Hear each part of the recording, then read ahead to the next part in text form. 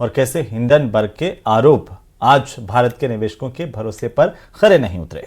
अमेरिकी research agency Hindenburg ने शनिवार को भारतीय संस्था सेबी के खिलाफ कई गंभीर आरोप लगाए थे। हिंडनबर्ग के इन आरोपों के बाद कई लोगों को आशंका थी कि आज शेयर बाजार में हाहाकार मच जाएगा, लेकिन उल्टा यह हुआ कि हिंडनबर्ग के आरोप आज शेयर बाजार में बुरी तरह से क्रैश हो गए। देखिए रिपोर्ट।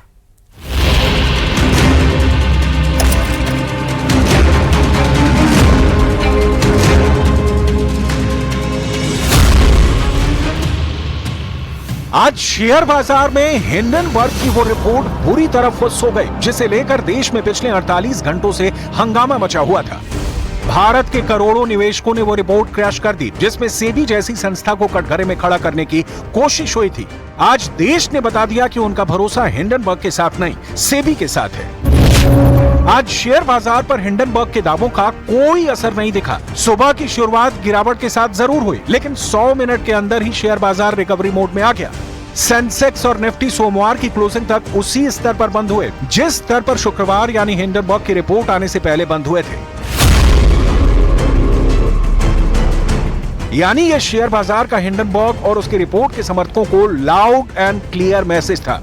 शेयर बाजार के इसी मैसेज के बाद आज बीजेपी ने बड़ा आरोप लगाया कि हिंडनबर्ग की रिपोर्ट भारतीय अर्थव्यवस्था को चोट पहुंचाने की बहुत बड़ी साजिश है और भारत की मुख्य विपक्षी पार्टी कांग्रेस भी देश की आर्थिक तरक्की रोकना चाहती है।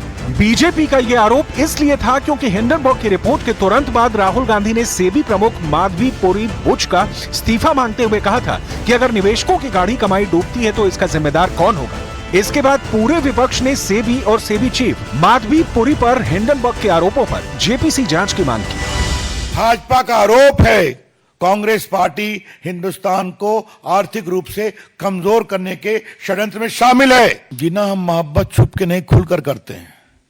हमें मोहब्बत देश के स्मॉल इन्वेस्टर से है, हमें मोहब्बत देश के आर्थिक विकास से है, हमें मोहब्बत भारत की आर्थिक स्टेबिलिटी से है, जिसको तोड़ने में वो लगे हुए हैं। Is an explosive allegation because it alleges that the umpire herself is compromised. The savings of millions of Indians, hard-earned, honestly earned savings, are at risk.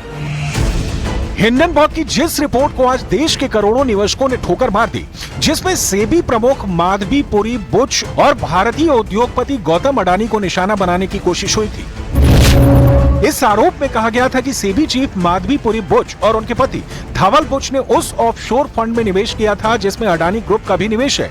Hindenburg ने यह दावा भी किया कि बुच दंपत्ति ने 2015 में यह निवेश किया था और 2018 में उस निवेश से बाहर निकल आए। हिंडनबर्ग के इन आरोपों पर सेबी चीफ ने बताया कि जिस फंड पर हिंडनबर्ग दुष्प्रचार करता रहा है वो 2015 में निवेश किया गया था, तब वो सेबी में नहीं थी और इस फंड का संबंध अडानी ग्रुप की किसी कंपनी से नहीं है।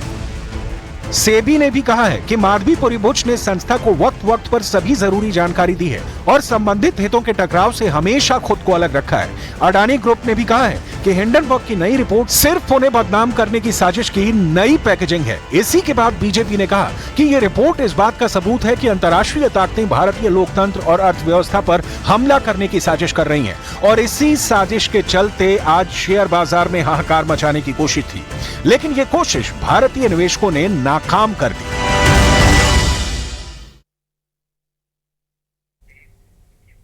और एक बार फिर से महिलाओं की सुरक्षा पर सवाल उठ गया है। कोलकाता से खबर आपको बता रहे हैं। कोलकाता के सरकारी अस्पताल आरजी कर मेडिकल कॉलेज में एक महिला डॉक्टर की रेप और हत्या के बाद पूरे देश में गुस्सा है। और सबसे ज्यादा गुस्सा डॉक्टर्स में है क्योंकि उनके बीच काम करने वाली, मेडिकल में अपना करियर बनाने के लिए दिन रात मेहनत करने वाली एक ट्रेनी डॉक्टर को बड़ी बेरहमी से मार डाला गया। सुबह ट्रेनी डॉक्टर की डेड बॉडी मिली तो उनके शरीर पर आधे कपड़े थे और आंख और मुंह से खून बह रहा था। उनकी गर्दन टूटी हुई थी। देश के करीब 3 लाख डॉक्टर अनिश्चितकालीन धरने पर चले गए हैं। खास रिपोर्ट देखिए।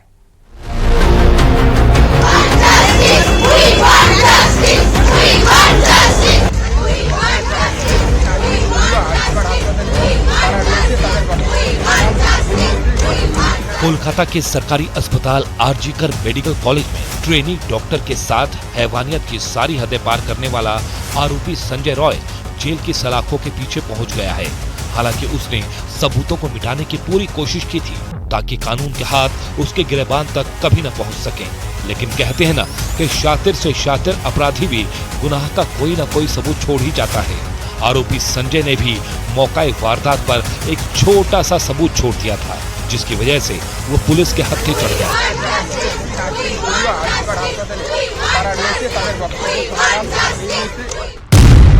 आरोपी से पूछताछ के मुताबिक ट्रेनी महिला डॉक्टर की हत्या के बाद संजय बिना किसी भी भनक लगे अपने घर चला गया। घर पहुंचकर वो चैन की नींद सो गया। अगली सुबह उसने सबूत मिटाने के लिए खून से सने अपने कपड़े धो डाले और हत्या से जुड़े सारे सबूत मिटाने की कोशिश की, लेकिन संजय अपने जूतों पर लगे खून के निशान मिटाना भूल गया।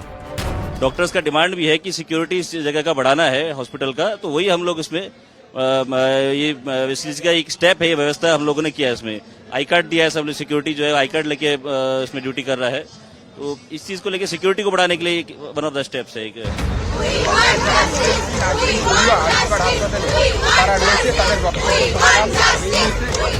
इधर पुलिस बड़ी बारीकी से वारदात की जांच में जुटी थी।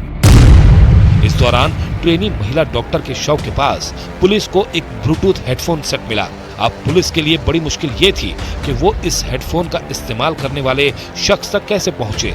इसके लिए पुलिस ने एक प्लान बनाया। पुलिस ने अस्पताल के सीसीटीवी फुटेज की मदद से सभी संदिग्धों की एक लिस्ट बनाई। पुलिस ने सभी संदिग्धों को पूछताछ के लिए बुलाया, जिसके बाद पुलिस ने बारी बारी से हर एक संदिग्ध के मोबाइल फोन से ब्लूटूथ हेडफोन को कनेक्ट करने की कोशिश की। इसी दौरान आरोपी संजय रॉय के फोन से वो बरामद हुआ ब्लूटूथ हेडफोन कनेक्ट हो गया, जिसके बाद पुलिस ने उसे हिरासत में लेकर सख्ती से पूछताछ की।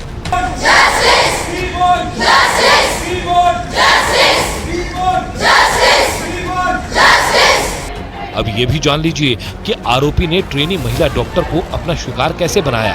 मृत डॉक्टर के साथ उस रात ड्यूटी करने वाले जूनियर डॉक्टरों के मुताबिक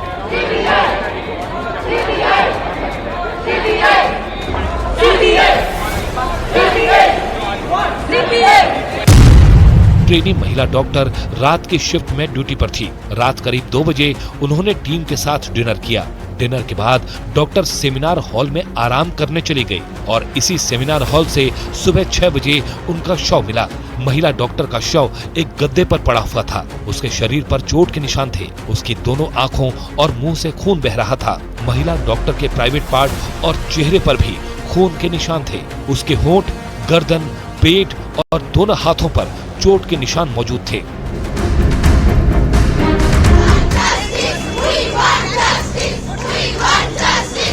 यानी उस महिला डॉक्टर ने हैवान से खुद को बचाने के लिए खूब संघर्ष किया होगा, लेकिन उस हैवान की ताकत के आगे वो जिंदगी की जंग हार गई। फिलहाल आरोपी पर बीएनएस की धारा 64 यानी बलात्कार और धारा 103 यानी हत्या के जुर्म में एफआईआर दर्ज की गई है। सियालदह कोर्ट ने आरोपी को 23 अगस्त तक पुलिस हिरासत में भेज दिया है।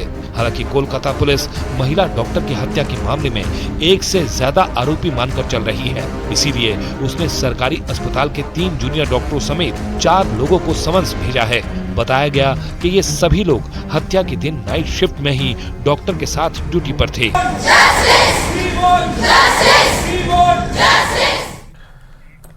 और चलिए अब बात करेंगे बांग्लादेश की, जहां पर अंतरिम सरकार के गठन को 100 घंटे से ज्यादा का वक्त हो गया है, लेकिन हिंदुओं के खिलाफ हिंसा नहीं थम रही है। बांग्लादेश के अलग अलग शहरों में किस तरह हिंदू समुदाय के लोगों पर हमले हो रहे हैं और बांग्लादेश के अलग अलग इलाकों में कैसे खुलेआम लोकतंत्र की लिंचिंग हो रही है, वो भी आपको इस रिपोर्ट में बताएंगे। लेकिन सबसे पहले आपको वो तस्वीरें दिखाना बेहद जरूरी है जो बदले हुए बांग्लादेश की असली तस्वीर बताई जा रही है। रिपोर्ट देखिए।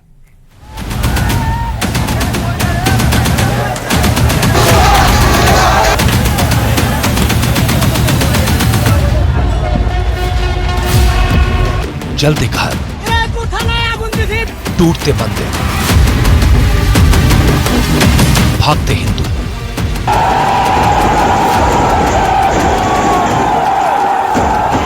ये नए बांग्लादेश की तस्वीर है, जहां हर तरफ सिर्फ अराजकता और उत्पात है। बांग्लादेश में हिंदुओं को खुलेआम निशाना बनाया जा रहा है। हिंदुओं के घरों, दुकानों में घुसकर कट्टरपंथी तोड़फोड़ कर रहे हैं।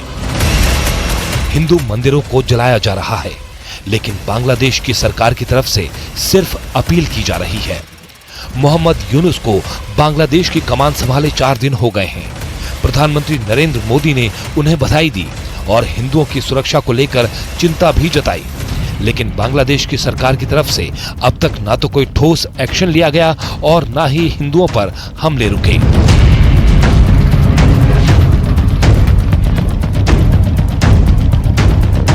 केंद्रीय मंत्री गिरिराज सिंह ने एक 3 मिनट 33 सेकंड का वीडियो ट्वीट किया है, जिसमें उन्होंने लिखा कि बांग्लादेश में हिंदुओं पर हो रहे अत्याचार के बाद वो भारत की ओर भाग रहे हैं।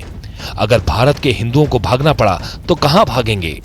बांग्लादेश में हिंदुओं पर हो रहे इन हमलों के खिलाफ देश के अलग अलग शहरों में विरोध प्रदर्शन शुरू हो गए हैं। मथुरा, हरिद्वार और अयोध्या में साधु संतों ने प्रदर्शन कर बांग्लादेश के हिंदुओं के साथ हो रही ज्यादती पर सरकार से दखल देने की मांग की। शाहजहांपुर, वाराणसी और दिल्ली में भी बांग्लादेश में हिंदुओं पर हो रहे अत्याचारों के खिलाफ विरोध प्रदर्शन किया गया। लेकिन विपक्षी पार्टियों में बांग्लादेशी हिंदुओं की सुरक्षा के मुद्दे पर सन्नाटा है, जिसको लेकर बीजेपी सवाल उठा रही है कि फिलिस्तीन के मुद्दे पर रैली, कैंडल मार्च निकालने वाले बांग्लादेश में हिंदुओं पर हो रहे अत्याचारों पर क्यों चुप हैं? फिलिस्तीन पर इजराइल के हमले के बाद दुनिया भर में विरोध प्रदर्शन शुरू हो गए थे, लेकिन बांग्लादेश में हिंदुओं पर हो रहे अत्याचारों के खिलाफ कोई आवाज नहीं उठाई जा रही। वहां हिंदुओं के इस पीड़ा पर हिंदुस्तान में खामोशी क्यों है? जो रोज सवाल पूछते हैं, विपक्ष, इंडिया गठबंधन, उनके नेता राहुल गांधी, एक शब्द नहीं कहा उन्होंने। एक शब्द का मतलब एक शब्द नहीं। अब तक बांग्लादेश में आपके एकदम पड़ोस में, आप तो रूस और यूक्रेन का वॉर रुकवाने की क्षमता रखते हैं, लेकिन आपको अपने पड़ोस में क्या हो रहा था उसकी इंटेलिजेंस नहीं थी। क्यों नहीं थी? इसका भी जवाब दीजिए। आज बांग्लादेश का हिंदू असुरक्षित है तो उसकी जिम्मेदारी क्या हमारी सरकार की नहीं है? क्या इनको कदम नहीं उठाने चाहिए? आरोप ये भी लग रहे हैं कि बांग्लादेश में शेख हसीना की सरकार के तख्तापलट के पीछे अमेरिकी खुफिया एजेंसी CIA और पाकिस्तान की खुफिया एजेंसी ISI की एक बड़ी साजिश थी। बीजेपी आरोप लगा रही है कि कांग्रेस नेता राहुल गांधी ने अपनी लंदन यात्रा के दौरान बांग्लादेश के कट्टरपंथी नेता खालिदा जिया के बेटे तारिक रहमान से मुलाकात की थी। खालिदा जिया के जेल में रहने के दौरान तारिक रहमान को बांग्लादेश नेशनलिस्ट पार्टी BNP का कार्यवाहक अध्यक्ष बनाया गया था। राहुल गांधी और तारिक रहमान की मुलाकात में क्या बातें हुई? बीजेपी अब राहुल गांधी से ये सवाल पूछ रही है। बीजेपी का कहना है कि राहुल गांधी को लंदन में BNP के तारिक रहमान के साथ अपनी बैठक के बारे में स्पष्ट करना चाहिए। बांग्लादेश के पत्रकार ने एक बड़ा, पाकिस्तान के पत्रकार ने एक बड़ा खुलासा किया। सलाउद्दीन चौधरी ने जो है खुलासा किया है कि रहमान से वो जिस तरह से गाजा पट्टी के खिलाफ यहाँ जिनरेज आंदोलन करते हैं और उसके एक दिन पहले वो मिलते हैं, जिस तरह से विदेशों में जाकर वो भारत के बारे में उल्टी पुल्टी बातें करते हैं, कारण से राहुल गांधी जी निशाने पर हैं और इस संविधान की रक्षा करने के लिए चाहे जिस किसी को भी निशाने पर लेना पड़े मैं लूंगा। There have been good incidents of cases in which temples have been guarded by Muslims, including civilians as well as police and others. I'm certainly hopeful that we will be in a position to see calming down and settling of the situation and safeguarding of minorities. That is a very, very major concern for India, and I'm very glad that the Indian government has already made it clear that for us that is a very important issue. उधर al Qaeda Indian subcontinent ने अपने नेता Osama Mahmood LAF का 12 page का एक बयान जारी किया है, जिसमें उसने बांग्लादेश की जनता को हसीना सरकार को उखाड़ फेंकने पर बधाई दी और इसे इस्लाम की जीत बताया।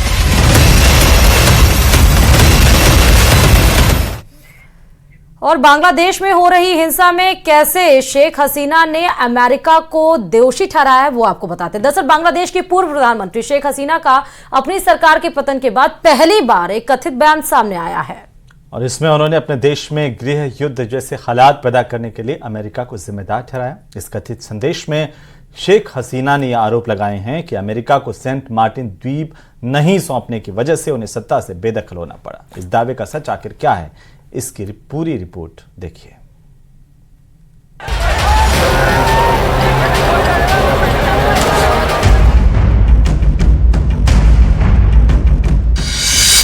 क्या अमेरिका की जिद की वजह से गई हसीना सरकार? क्या सेंट मार्टिन आइलैंड बना तख्ता पलट की वजह? क्या बंगाल की खाड़ी पर कब्जे की लड़ाई में झुलसा बांग्लादेश?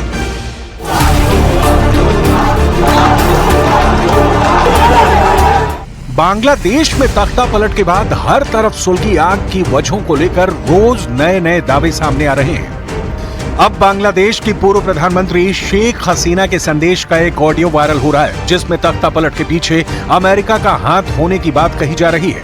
वायरल ऑडियो में हसीना की तरफ से यह दावा किया गया है कि उन्हें सत्ता से हटाने में और देश के भीतर अशांति फैलाने में अमेरिका का हाथ है। अमेरिका ने ही बांग्लादेश की कट्टरपंथी ताकतों के साथ मिलकर साजिश रची। अगर उन्होंने अमेरिका के सामने सेंट मार्टिन द्वीप की संप्रभुता छोड़ने की पेशकश की होती तो वो आराम से सरकार चलाते। हालांकि शेख हसीना के इस कथित स्टेटमेंट पर भी सवाल उठ रहे हैं।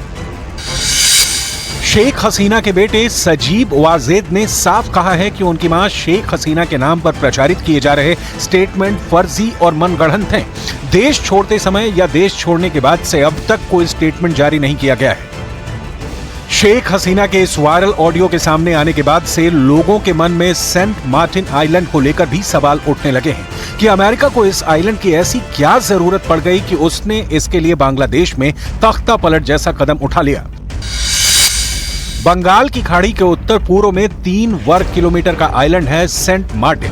बांग्लादेश के सबसे दक्षिणी छोर पर मौजूद है सेंट मार्टिन आइलैंड। म्यांमार से लंबे विवाद के बाद 2012 में बांग्लादेश को मिला। अपनी भौगोलिक स्थिति की वजह से सेंट मार्टिन आइलैंड पर दुनिया भर में कहीं से आसानी से संपर्क किया जा सकता है। बंगाल की खाड़ी में सैन्य ठिकाना बनाने के लिए अमेरिका सेंट मार्टिन पर कब्जा जमाना चाहता है। सेंट मार्टिन आइलैंड पर कब्जे को लेकर आई इस खबर को हिंद महासागर क्षेत्र में अमेरिका और चीन के बीच प्रभाव बढ़ाने की कोशिश के तौर पर भी देखा जा रहा है। अगर शेख हसीना का बयान वाकई सही है और उनके इस दावे में जरा भी सच्चाई है तो बांग्लादेश की अंतरिम सरकार के लिए भी सेंट मार्टिन एक बड़ा सवाल बनने जा रहा है।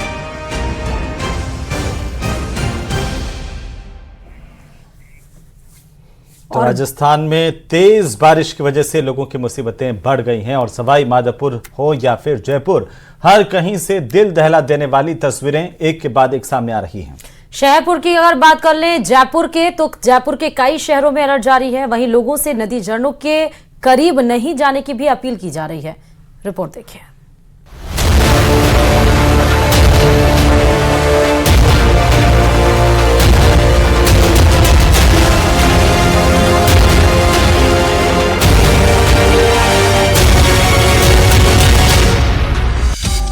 रेगिस्तान में आया सैलाब,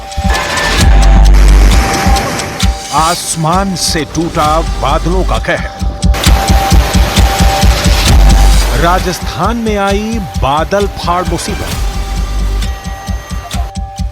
आज राजस्थान पानी पानी है, हर तरफ सिर्फ और सिर्फ सैलाब दिखाई देता है। रेगिस्तान मानो समंदर बन गया हो। ये हाल सिर्फ 1-2 जगह के नहीं बल्कि राजस्थान के 4 संभाग आसमानी आफत की चपेट में है। सवाई माधोपुर में 5 से 6 लोग तेज बारिश की वजह से सैलाब में फंस गए। दरअसल कुछ श्रद्धालु रणथंभौर के जंगल में स्थित त्रिनेत्र गणेश मंदिर गए थे, लेकिन मंदिर मार्ग के बीच की नदी में पानी का बहाव इतना तेज हो गया है कि उसे पार करना खतरे से खाली नहीं है। इस वजह से श्रद्धालु वापस आते वक्त रास्ते में तेज पानी के कारण जंगल में ही फंस गए। बताया जा रहा है कि 6 से 7 घंटे तक श्रद्धालु जंगल में फंसे रहे। मौके पर पहुंचे एसडीआरएफ की टीम ने कड़ी मशक्कत के बाद उनका रेस्क्यू किया। बारिश के बीच जान जोखिम में डालने की तस्वीर सिर्फ सवाई माधोपुर से सामने नहीं आई, बल्कि राजधानी जयपुर में तो लापरवाही ने जान ही ले ली। बारिश के बाद कानोला बांध ओवरफ्लो हो गया, जिसके बाद 6 दोस्त बांध को देखने पहुंच गए, जहां पैर फिसलने की वजह से तेज बहाव में जा गिरे। वक्त रहते एक को बचा लिया गया, जबकि 5 की मौत हो गई। बारिश के बीच कई हैरान करने वाली तस्वीरें भी सामने आई। जयपुर ग्रामीण में जबरदस्त बारिश के बाद सामोद हनुमान मंदिर की सीढ़ियों पर पानी सैलाब बनकर बहने लगा। सैलाब के इस मंजर को देखकर मंदिर में दर्शन करने आए लोग सहम गए और सीढ़ियों पर बनी रेलिंग का सहारा लेते दिखाई दिए। मंदिर के बगल से पहाड़ियों से पानी की तेज धारा नीचे आती नजर आई।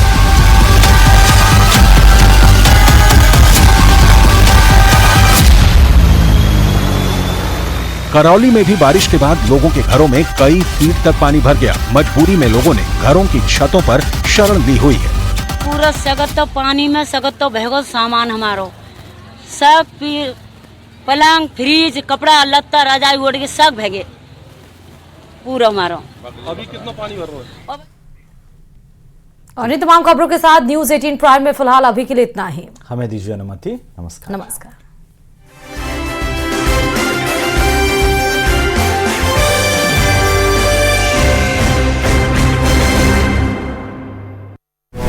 नए विजन और लीडरशिप से कितनी सुलझी चुनौतियों के डोर, बेहतर पॉलिसी से किस तरह राजस्थान बढ़ रहा है बुलंदियों की ओर। न्यूज़ 18 के मंच पर एक साथ होंगे पॉलिटिकल लीडर्स और विभिन्न क्षेत्रों के दिग्गज और मिलेंगे जरूरी सवालों के जवाब। राइजिंग राजस्थान 2024 देखिए 13 अगस्त दोपहर 3 बजे से सिर्फ न्यूज़ 18 राजस्थान।